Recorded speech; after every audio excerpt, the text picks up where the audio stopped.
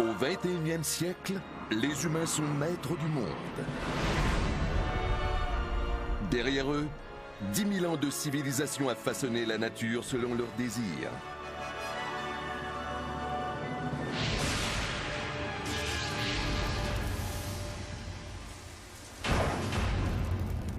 Tout a commencé par une formidable invention. Pas la roue, ni la voiture, ni l'avion. La plus formidable invention de toutes, la bière. La bière a changé le cours de l'humanité, pas une ni deux fois, mais des dizaines de fois, et ce dès le tout début. Elle a dicté les premières grandes cultures. La révolution agricole a été déclenchée par l'urgent besoin de produire de la bière. Elle a donné le ton aux premières merveilles du monde. Les pyramides n'existeraient pas si ce n'était de la bière. La bière a donné naissance à la médecine moderne. Bière et science vont de pair. Et la bière a façonné l'Amérique. La bière fait partie de l'histoire américaine, elle coule dans nos veines. La bière a même mis fin à l'un des plus grands scandales de l'histoire. La bière a permis de mettre un terme au travail des enfants. Et par-dessus tout, c'est la boisson désaltérante par excellence des amateurs de sport. Voici l'histoire de la plus grande invention de tous les temps. C'est une formidable histoire jamais racontée. Jusqu'à maintenant. Sans la bière, on vivrait sans doute encore dans des cavernes.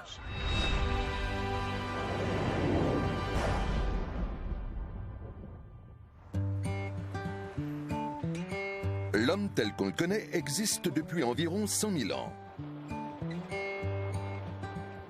Pendant 90 000 ans, nous étions des nomades, chasseurs-cueilleurs, et notre principale préoccupation était de se nourrir.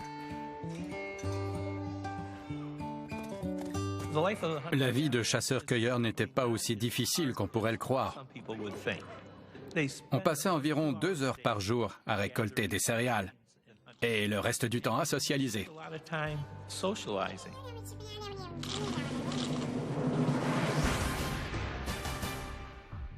Puis, en l'an 9000 avant Jésus-Christ, un événement change le monde à jamais. Au Moyen-Orient, les chasseurs-cueilleurs abandonnent le nomadisme pour la sédentarité. Ils troquent les cavernes pour des maisons et établissent la première civilisation, la Mésopotamie. C'est le début du monde, tel qu'on le connaît, une période qualifiée de révolution agricole par les historiens. Mais quelle peut bien en être la cause? On a demandé aux clients d'un pub. Women. Pumpkins. Potatoes. He just got tired of moving rocks. I have no idea. I don't know. En fait, la révolution agricole a été déclenchée par l'orge. Pendant des années, les experts ont cru que l'orge servait à faire du pain. Mais une nouvelle théorie est venue bouleverser le monde scientifique. La révolution agricole repose sur la bière et la bière sur l'orge. Pour le professeur des sciences de l'alimentation, Patrick Hayes, c'est l'évidence même. Il ne fait aucun doute que l'orge était cultivée pour faire de la bière. Une théorie que soutient aussi l'archéologue Patrick McGovern. Si l'orge était cultivée en 9000 avant Jésus-Christ, c'était pour faire de la bière. La preuve? Des résidus dans des chopes anciennes. Des résidus de bière, c'est-à-dire des souches de levure, ont été découverts dans des chopes. La preuve que ces récipients servaient à consommer de la bière. Patrick McGovern a découvert des traces de bière plus de 3000 ans avant que l'homme ne fasse du pain. Attendez un instant. Le brassage est une science complexe. Alors comment un peuple primitif a-t-il pu inventer la bière? Thomas Sheldhammer est un spécialiste de la fermentation et expert en bière. Il croit que la bière a été découverte complètement par hasard. Il y a 10 000 ans, les chasseurs-cueilleurs récoltaient de l'orge sauvage pour se nourrir. Les céréales étaient recueillies et entreposées dans un récipient quelconque. Puis, ils partaient à la chasse. Pendant leur absence, un miracle de la nature se produit. Imaginons qu'il pleut. L'eau humidifie l'orge et l'orge commence à germer. En germant, l'orge produit des sucres. Mais il lui faut encore plus d'eau. Heureusement, il pleut de nouveau. Il pleut à un point tel que le récipient finit par se remplir d'eau. C'est là que la magie opère. La levure sauvage transforme le sucre de l'orge en dioxyde de carbone, puis en alcool. Quelques jours plus tard, les chasseurs reviennent et ils trouvent dans le récipient une mixture pétillante. L'un d'eux se risque à y goûter. C'est alors qu'ils découvrent une boisson tout à fait différente. La bière a été découverte par accident et les choses n'ont plus jamais été les mêmes. Les hommes n'ont jamais consommé d'alcool en 3 millions d'années. Tout à coup, la vie leur paraît nettement plus excitante. Ils y ont pris goût et ils ont voulu en faire plus. Les experts comme Patrick Hayes croient que l'effet grisant de la bière a changé le monde à jamais. L'effet enivrant a sans aucun doute été déterminant dans la décision de cultiver l'orge à plus grande échelle. Et c'est dans la foulée qu'ont été créées les inventions pour améliorer la bière. La soif de bière et le besoin accru d'orge pour la produire ont provoqué une explosion de nouvelles technologies dans un effet domino. L'homme s'est lassé d'essayer de creuser le sol dur à l'aide d'un bâton. Qu'a-t-il fait pour y remédier? Il a inventé la charrue. Une fois le sol retourné, il ne se prête pas pour autant à l'agriculture, à moins qu'il soit irrigué. Une foule d'inventions encore utilisées de nos jours ont vu le jour grâce à notre goût pour la bière. Une fois capable de faire pousser toutes ces céréales, l'homme ne voulait pas s'épuiser à les transporter. Alors il a inventé la charrette pour transporter ses aliments. Produire plus de bière et plus d'orge exige plus de terre, d'où l'invention des mathématiques. La bière a poussé les agriculteurs à vouloir diviser leurs champs, ce qui nous amène aux mathématiques. On pourrait donc dire qu'on doit les mathématiques et les unités de mesure à la bière. Après l'arpentage est venue la comptabilité, puis la plus belle invention attribuable à la bière, l'écriture. Beer invented writing? The written language? No way, that's impossible. Impossible, mais vrai. Stephen Tenney est un expert en texte ancien. L'écriture a été inventée pour pouvoir consigner la production et la distribution de marchandises comme la bière. Le commerce de la bière est à l'origine de la comptabilité et des symboles sur les tablettes d'argile qui ont donné naissance à l'écriture. Dans la première forme d'écriture, le cunéiforme, voici le mot bière. Il est omniprésent dans l'ancêtre du dictionnaire appelé la liste des mots. L'une des plus importantes listes de mots contient plus de 160 entrées se rapportant à la bière. Plus que les Inuits en ont pour parler de la neige. C'est dire à quel point la bière était importante. La bière était tout aussi essentielle pour l'alimentation qu'elle l'a été pour la naissance de l'écriture. Mélanger la bière et l'écriture, Et se déchaîneront le tigre et l'Euphrate.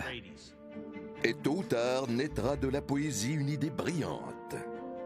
Tandis que je navigue sur des flots de bière.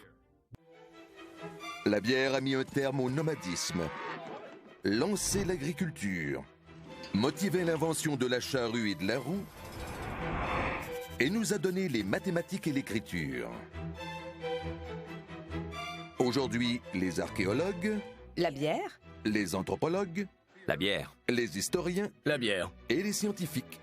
La bière. La bière. Et une foule de spécialistes. La bière. La bière. La bière. Croient que la bière est la plus grande invention de tous les temps. En 3000 avant Jésus-Christ, la civilisation est en plein essor. Tout ça grâce à la bière. Mais ce n'est que le début.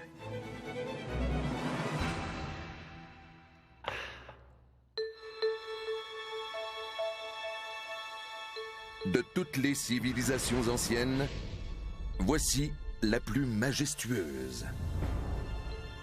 Les égyptologues savent maintenant que ces merveilles ont été érigées grâce à un ingrédient secret. La bière. Les civilisations de l'Égypte ancienne n'auraient pas existé sans les propriétés nutritives de la bière. Tout le monde en Égypte ancienne avait le droit à sa ration de bière, même les nourrissons. Les Égyptiens anciens voyaient la bière comme un don du ciel. Le dieu égyptien le plus puissant était Ré, créateur de la vie, de l'amour et de la bière, sur Terre comme dans l'au-delà. Ils consommaient de la bière en toute occasion et ils espéraient, après leur mort, continuer à en boire en abondance. Cette inscription sur un tombeau égyptien répond à la question de savoir à combien de bières ils auraient droit dans leur prochaine vie. Ils s'attendaient à avoir pas moins de 1000 chopes de bière. Les pyramides, le symbole suprême de la vie après la mort. Leur construction demeure un mystère, particulièrement quand on sait comment les ouvriers étaient payés. Les ouvriers de l'Égypte ancienne étaient rémunérés en bière. On leur remettait une plaquette indiquant qu'ils avaient droit à 50 chopes de bière, un peu comme une carte de débit. Pour les Égyptiens, la bière est une monnaie d'échange. Aujourd'hui, quelques nobles individus seraient encore prêts à se faire payer en bière. I'll do somebody's laundry for a 6-pack of high-quality beer. I've helped someone move. I don't know if I should say, because if this is out there, my parents will see. Si la bière peut attirer une faveur dans le monde moderne, autrefois, on en tirait une pyramide. Le taux en vigueur d'un ouvrier était de 3 généreux litres et demi de bière par jour. Autant dire qu'une quantité phénoménale de bière a servi à bâtir les pyramides. Il leur a donc fallu un impressionnant 876 millions de litres de bière pour venir à bout de la grande pyramide de Gizeh. L'explication ? La bière ancienne était une source essentielle de nutriments. La bière faisait partie intégrante de l'alimentation des Égyptiens. La bière était un aliment de base en Égypte ancienne. Elle n'était pas perçue comme une simple boisson. Même les enfants en buvaient une ration avant d'aller à l'école. Cette bière ancienne, appelons-la la pyramide légère, est très faible en alcool. Mais elle regorge de vitamines et minéraux. Elle confère donc aux anciens la force, la santé et une étonnante productivité. Les pyramides n'existeraient pas si ce n'était de la bière. La bière a donc bâti les pyramides. C'était une denrée de base des Égyptiens et leur monnaie d'échange. Oh, je sais ce que vous pensez. Si ça continue, on va nous faire croire que la bière a guéri les malades. Croyez-le ou non, c'est effectivement le cas. La bière a été utilisée pour traiter toutes sortes de malaises. On soignait les maladies des gencives avec de la bière. On utilisait même les grains issus de la fermentation qu'on brûlait pour produire un fumigant anal afin de traiter des maladies intestinales. Cette méthode en particulier n'a certes plus cours, mais la bière ancienne est bel et bien à l'origine d'une révolution médicale 3000 ans avant son temps. George Armelagos est professeur d'anthropologie. Il étudie les os momifiés pour mieux comprendre le mode de vie des Égyptiens anciens. Récemment, il a fait une découverte qui a bouleversé la science moderne. Mon cœur s'est arrêté de battre. C'est une découverte phénoménale. Il découvre des traces de tétracycline, un médicament moderne prodigieux, dans des os vieux de 3000 ans. C'est une découverte remarquable, aussi inattendue que de déballer une momie affublée d'une paire de lunettes Ray-Ban. C'était à ce point inhabituel. Les scientifiques croient qu'Armelagos est dans l'erreur, et pour cause. Car les propriétés antibiotiques de la tétracycline sont officiellement découvertes en 1948. Restait encore à expliquer comment la tétracycline s'était retrouvée dans les os. La présence de cet antibiotique du XXe siècle dans les os d'un Égyptien ancien ne peut être due qu'à son alimentation. La concentration de tétracycline présente dans les os était si grande qu'elle devait provenir de l'alimentation quotidienne. Plusieurs recettes anciennes sont testées en vain. Puis, une correspond enfin au profil. Tout à coup, on est tombé sur la recette de la bière. On a alors compris que la bière était potentiellement à l'origine de la tétracycline. George Armelagos et son équipe brassent la bière suivant les instructions d'une recette vieille de 3000 ans. Étonnamment, lorsqu'ils analysent la bière, ils découvrent qu'elle regorge de l'antibiotique moderne. Cela ne faisait plus de doute. La présence de tétracycline dans les os ne pouvait s'expliquer que par la bière. Grâce à cette découverte, George Armelagos prouve à la communauté scientifique qu'il a raison et que la bière ancienne a 3000 ans d'avance sur la médecine moderne. C'était stupéfiant. Les antibiotiques sont découverts officiellement en 1928 par cet homme à l'air grincheux, Alexander Fleming, ce qui lui vaudra plus tard un prix Nobel. Mais il est temps de rendre ses honneurs à un véritable héros, et j'ai nommé la bière.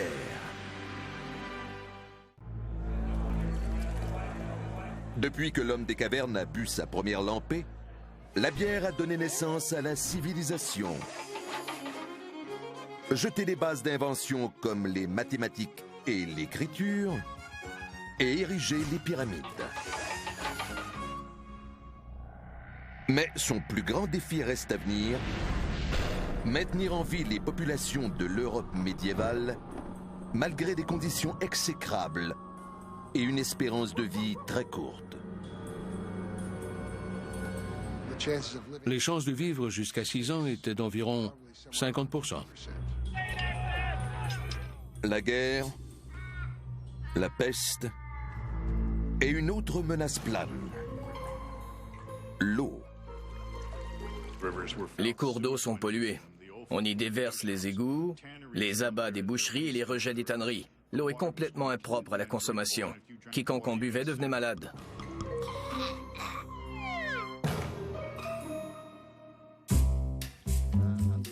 Charlie Bamford est professeur de sciences des fermentations à l'Université de Californie à Davis. Il croit que la bière a sauvé des millions de vies en Europe médiévale et il veut le prouver. Le but était de mettre au point une expérience pour démontrer que le processus de brassage en soi élimine les micro-organismes et les bactéries pathogènes. Charlie Bamford et ses collègues décident de brasser une bière typiquement médiévale. D'abord, ils prélèvent l'eau d'une canardière pour la tester en laboratoire.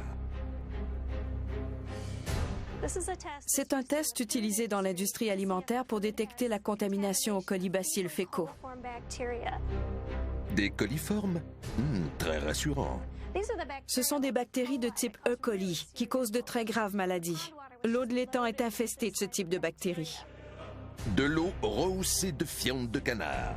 Un cocktail mortel comme à l'ère médiévale. Cette eau est impropre à la consommation.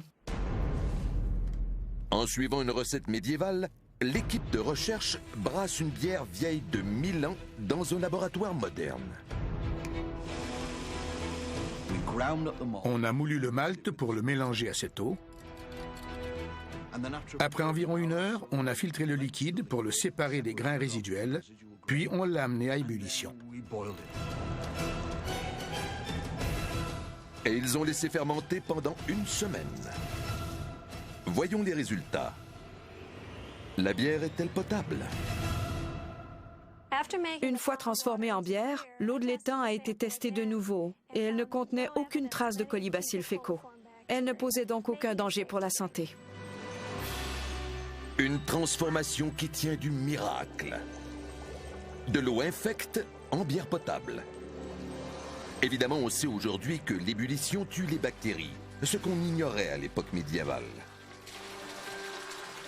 On ne cherchait qu'à faire une bière plus savoureuse, sauvant incidemment des millions de vies. La vie au Moyen Âge devait être plutôt misérable. La bière était sans doute la seule boisson sécuritaire.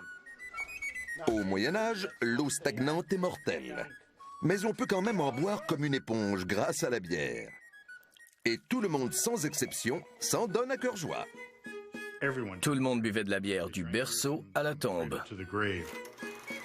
Au XVIe siècle, chacun boit en moyenne 300 litres de bière par année, hommes, femmes et enfants confondus, soit 6 fois plus que notre consommation actuelle. Oui, j'ai bien dit 6 fois. Avec une telle demande, la bière est une véritable mine d'or. Et ceux qui empochent sont les moines. L'Église n'a pas fait que des profits grâce à la bière. Elle a littéralement fait fortune. En Europe médiévale, les moines sont les maîtres brasseurs et la bière est un don du ciel. Les gens allaient à l'église car on leur promettait une bière à la fin de la cérémonie. L'alliance sacrée de la bière et de la Bible a rempli les bancs d'église pendant des siècles. Mais l'Église n'exercera pas le monopole de la bière éternellement. L'industrie de la bière attire une nouvelle catégorie de brasseurs, les entrepreneurs, qui s'approprient le brassage et transforment le visage de l'Europe.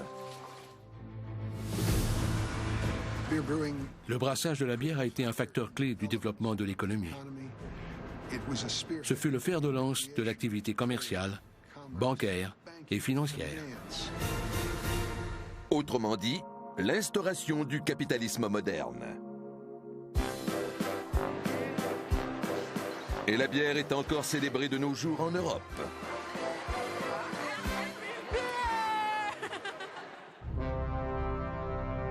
L'Amérique, terre de liberté et patrie des braves, érigée grâce à la bière. La bière fait partie de l'histoire américaine, elle coule dans nos veines. Plusieurs pères fondateurs des États-Unis ont un point en commun. George Washington, Thomas Jefferson et Samuel Adams sont tous des brasseurs. Ensemble, ils font germer une nation, aux côtés de Benjamin Franklin, pour qui la bière est bien plus qu'une boisson. C'est une preuve de l'ordre divin dans l'univers. Pour reprendre ces mots, la bière est la preuve que Dieu nous aime et qu'il veut notre bonheur. C'est dans cet esprit qu'une formidable nation est née. Mais sans la bière, les premiers pionniers n'auraient peut-être jamais atteint les côtes de l'Amérique à bord du Mayflower. La bière a joué un rôle vital sur le Mayflower. L'eau se contaminait dans la cale du navire, tandis que la bière se préservait naturellement grâce à l'alcool et au houblon, et restait fraîche tout au long du voyage. La bière garde les pionniers en vie et détermine le lieu de fondation de la première colonie. À l'origine, le Mayflower fait cap sur la Virginie, mais une tragédie frappe l'équipage. La bière vient à manquer. Le navire jette donc l'ancre au plus vite à Plymouth. Même une fois à terre, les hommes ne boivent que de la bière. Les colons refusent de boire de l'eau. Ils n'en boivent pas en Angleterre de peur qu'elle ne les rende malades. Bien que les ruisseaux de l'Amérique soient d'une pureté immaculée, les pionniers refusent de boire de l'eau, à moins qu'elle soit transformée en bière. La bière est absolument essentielle à leur survie. Lorsque les réserves de bière s'épuisent, la colonie est sur la corde raide. Les pionniers doivent trouver le moyen de faire de la bière. Mais ils n'ont ni orge ni houblon. Jusqu'à ce que les écureuils viennent à leur rescousse. Une idée à la noix, vous dites? Toujours est-il qu'ils ont eu l'idée d'utiliser des glands et avec succès. La bière de gland a maintenu Plymouth en vie. Une fois la colonie bien établie, la bière du XVIIe siècle relance la conquête du reste de l'Amérique, grâce à l'établissement d'un vaste réseau de communication, l'ancêtre d'Internet. Avant même Google, Twitter et Facebook, fut la taverne. La taverne était un centre névralgique du commerce et de la communication. C'est là qu'on s'échangeait de l'information. Les tavernes unissent l'Amérique et transforment une colonie en une nation. C'est alors que la bière inspire un événement historique majeur. La Révolution américaine. Le 16 décembre 1773, la lutte pour s'affranchir des Britanniques commence ici, à la taverne Green Dragon de Boston. Les fils de la liberté se rassemblent pour discuter de l'oppression. Ils boivent de la bière et parlent de la trahison. D'une chope à l'autre, les passions s'enflamment, annonçant une révolte sans précédent.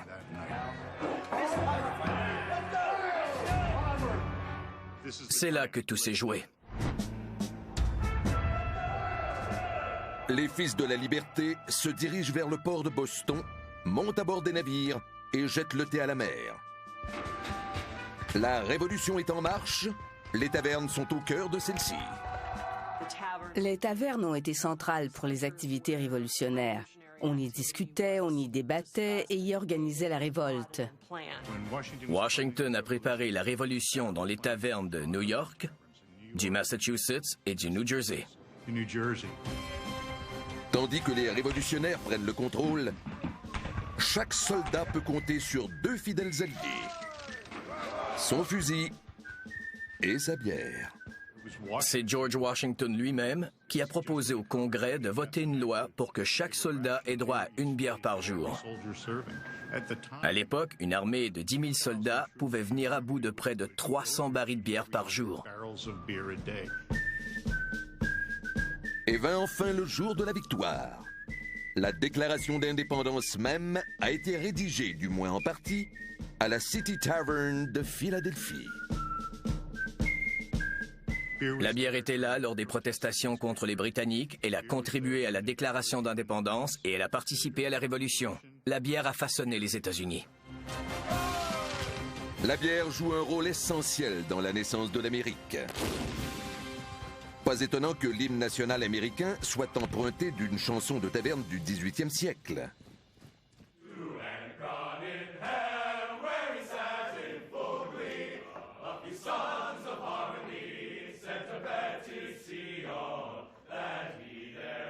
Les paroles ont changé, mais l'air est le même. À l'époque, on le chantait en guise d'alcotest. Quiconque pouvait le chanter avait droit à une autre tournée. Voilà comment est né l'hymne national américain. La bière a aidé à fonder les États-Unis, en plus de donner à la jeune nation son hymne national.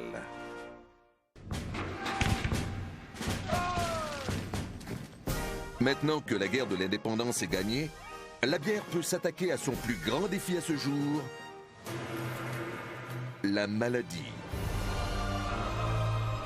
Le plus vieux fléau de l'humanité. Au 19e siècle, la médecine est dans une bien sombre période. Jusqu'à ce que la bière vienne à sa rescousse. Bière et science vont de pair. Grâce à la bière, la science médicale fait un bond en avant si important qu'elle établit notre façon d'aborder la maladie encore aujourd'hui. Une grande partie des sciences fondamentales qui s'appliquent aujourd'hui à la santé et aux maladies sont nées de l'industrie brassicole. La bière est à l'origine de la médecine moderne. Tout commence en 1850, grâce au scientifique Louis Pasteur, qui invente la pasteurisation. Ironiquement, c'est à cela que tout le monde l'associe. Or, c'est plutôt cela qui l'intéresse. Certains croient qu'il étudiait le lait, mais en réalité, c'est à la bière qu'il s'intéressait.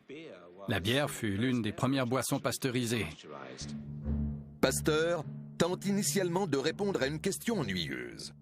Pourquoi la bière a parfois tendance à se gâter? Il fait alors une découverte étonnante. La bière est vivante.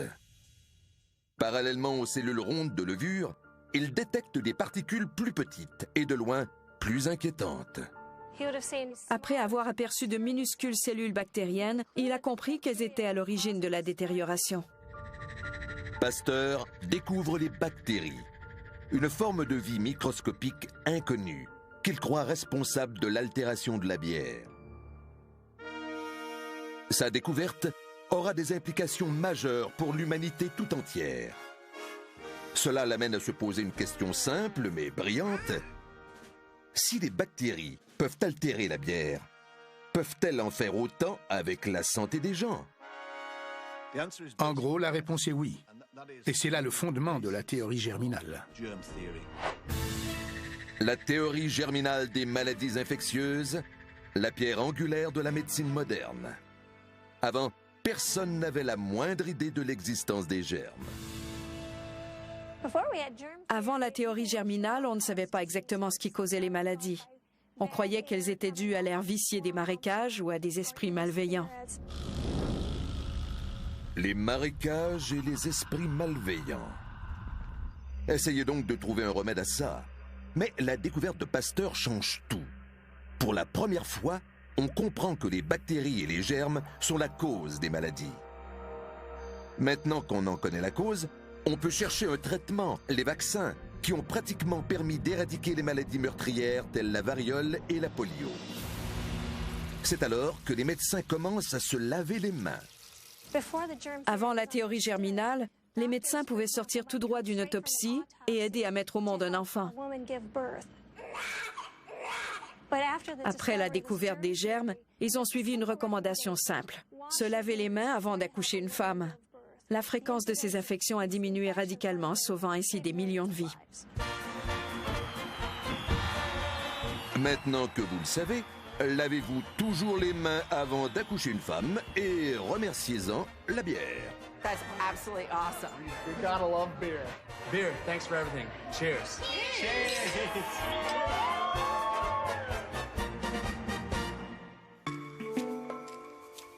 Maintenant que les maladies sont rayées de la liste, la bière peut s'attaquer à un autre défi de taille, la chaleur. Au 19e siècle, la chaleur est synonyme de viande et de légumes avariés, de maladies, de climat inhospitalier et de mécontentement. Autant de problèmes dont nous tenons aujourd'hui la solution pour acquis. La réfrigération. Et devinez qui en a eu l'idée. Les premiers systèmes de réfrigération viables ont été conçus par les brasseurs. Ils ont été perfectionnés et financés par l'industrie brassicole et étaient principalement utilisés par l'industrie brassicole. Tout ça grâce à un nouveau type de bière qui a pris d'assaut l'Amérique au 19e siècle. La lager. La lager a transformé l'Amérique. Dès son apparition, plus rien n'a été comme avant.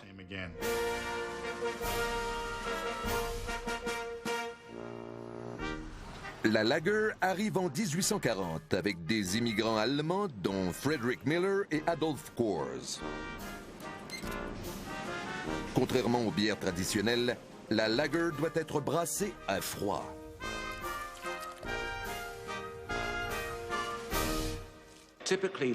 Les lagers doivent être brassés à basse température afin de ralentir la fermentation de manière à maîtriser la saveur de la bière. Il y a 150 ans, la seule option est la glace, prélevée à même la nature et transportée jusqu'à la brasserie. C'est loin d'être l'idéal. La glace est très lourde, donc elle coûtait cher de transport et d'entreposage, sans compter qu'elle finissait évidemment par fondre. Au printemps, les réserves de bière s'épuisent jusqu'à l'hiver suivant. Chaque été, les brasseurs rêvent de créer artificiellement du froid. Au 19e siècle, cela relève de la science-fiction. Mais la bière est une visionnaire. Les brasseurs portent un vif intérêt aux travaux sur la réfrigération artificielle. On les prend d'abord pour des fous, mais ils investissent dans la recherche. Il était question de produire du froid, de produire de l'air froid. Une nette amélioration si l'on pense à la glace.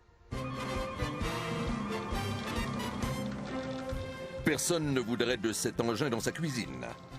Voilà le premier réfrigérateur commercial, la machine frigorifique à ammoniac, inventée en 1881 par Carl von Linde pour fabriquer de la bière. Pour les brasseurs, la réfrigération est une véritable poule aux œufs d'or. Grâce à la réfrigération, on peut faire de la bière à l'année. L'industrie de la bière rapporte des millions. La lager coule à flot et le monde est transformé à jamais. La réfrigération a résolu l'un des plus grands problèmes de l'humanité, la conservation des aliments. L'industrie de la bière a apporté une solution à des milliards de personnes. Sacrée bière, encore en train de sauver des vies. Qui dit réfrigération, dit climatisation. Et qui dit climatisation, dit conservation des médicaments. On peut désormais maintenir des organes en vie pour la transplantation. Et, plus important que tout pour cette fillette, faire de la crème glacée. La réfrigération est tellement omniprésente dans nos vies de nos jours qu'on pourrait difficilement vivre sans elle. Tout ça grâce à la bière.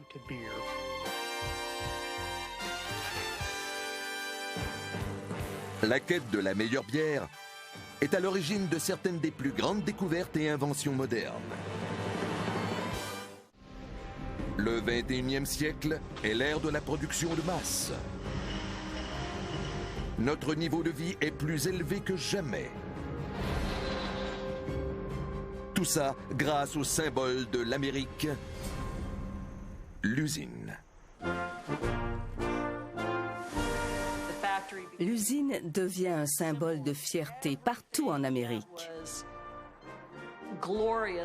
Elle permet aux Américains d'aspirer à un monde infini de possibilités.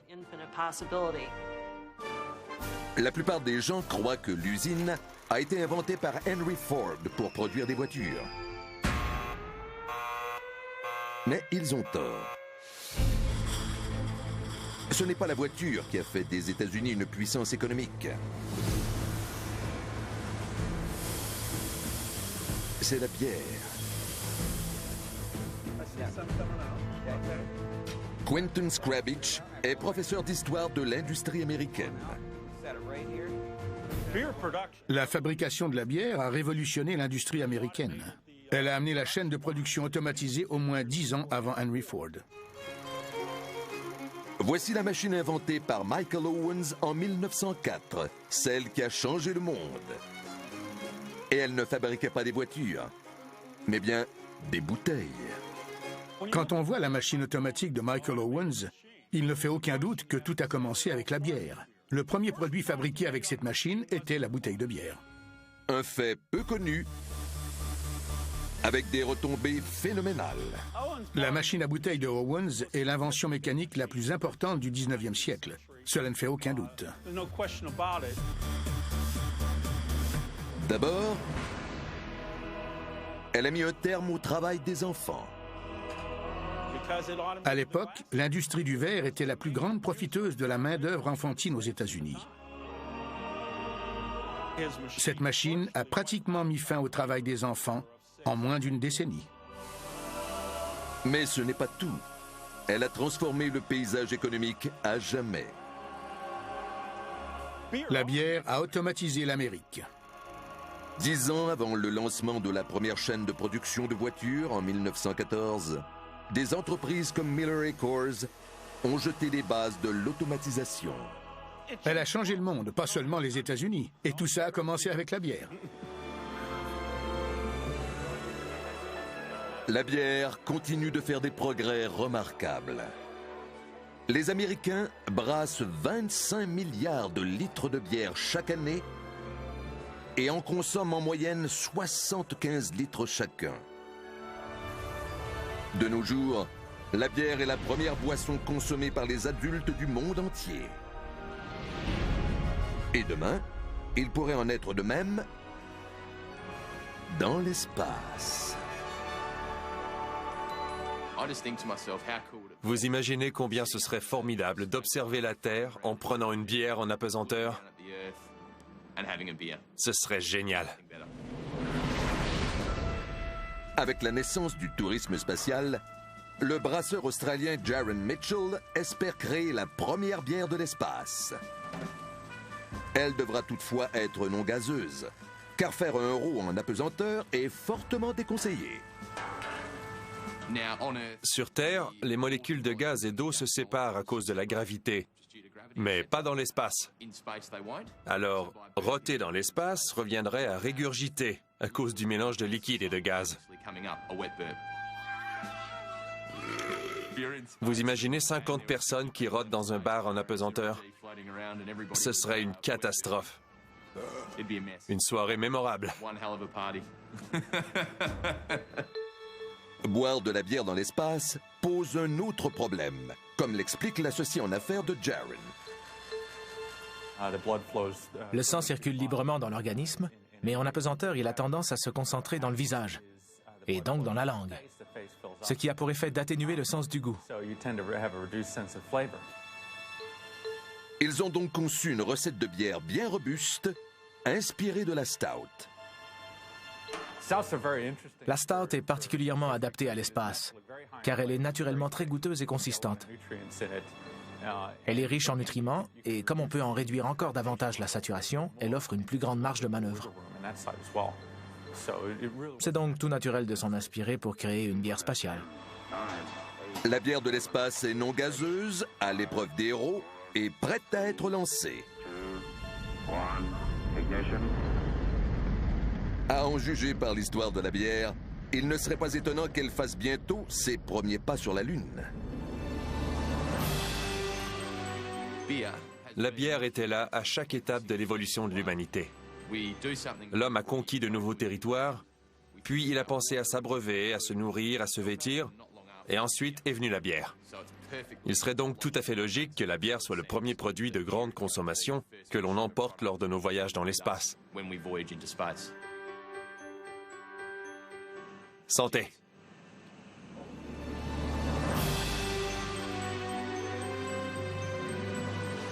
Tout au long de l'histoire, nombreux ont été ceux à vanter les mérites de la bière. On peut maintenant en mesurer toute l'importance, à un point tel qu'on pourrait presque l'utiliser comme repère de l'histoire de l'humanité. L'histoire se divise communément en 2 grandes périodes, avant Jésus-Christ et après. Or, on pourrait l'envisager comme étant avant la bière et après la bière. Avant la bière, le nomadisme et les chasseurs-cueilleurs. Et après la bière, la sédentarité, l'érection des villes, l'agriculture, l'urbanisation, le développement du commerce. La bière est à l'origine des villes et de la science. Ça me semble une ligne du temps plus pertinente. Depuis 10 000 ans, la bière est le carburant et le moteur de l'histoire. Elle nous a donné les plus grandes merveilles et les plus brillantes découvertes. Sans oublier le bon temps qu'elle nous a offert. Soyons honnêtes, la bière n'a pas fait que changer le monde. Elle l'a littéralement sauvé. Santé.